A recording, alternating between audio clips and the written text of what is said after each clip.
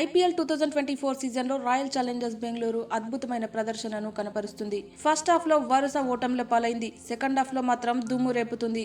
తొలి 8 మ్యాచ్ల్లో ఒక్క మ్యాచ్లోనే విజయం సొంతం చేసుకుంది. తర్వాత 5 మ్యాచ్లకు 5 మ్యాచ్లు గెలిచింది.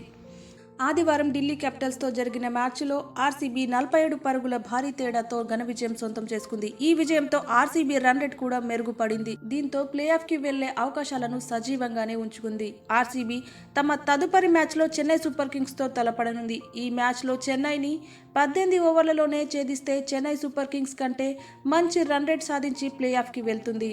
ఓడిపోతే మాత్రం ఇంటి బాట తప్పదు. అయితే ఆర్సీబీ వరుసగా విజయాలు సాధించినప్పుడల్లా ప్లేఆఫ్ చేరటంతో పాటు ఫైనల్కి కూడా చేరింది. 2011 సీజన్లో కూడా ఆర్సీబీ వరుసగా 7 మ్యాచ్ల్లో గెలిచి ఫైనల్ చేరింది. కానీ ఫైనల్లో మాత్రం ఓడి రన్నర్ అప్ తో సరిపెట్టుకుంది. 2009 సీజన్లో కూడా వరుసగా 5 మ్యాచ్లు గెలిచి ఫైనల్ కి చేరింది. అప్పుడు సన్ రైజర్స్ హైదరాబాద్ చేతిలో ఓడి రన్నర్ అప్ తో సరిపెట్టుకుంది. ప్రస్తుతం వరుసగా 5 మ్యాచ్ల్లో గెలిచి ప్లేఆఫ్ రేసులో నిలబడింది. 2010, 2021లో కూడా వరుసగా 4 మ్యాచ్లు గెలిచి ప్లేఆఫ్ కు చేరింది. ఇదే సెంటిమెంట్ కొనసాగితే ఈసారి కూడా ఆర్సీబీ ఫైనల్ చేరుతుందని అనుకుంటున్నారు.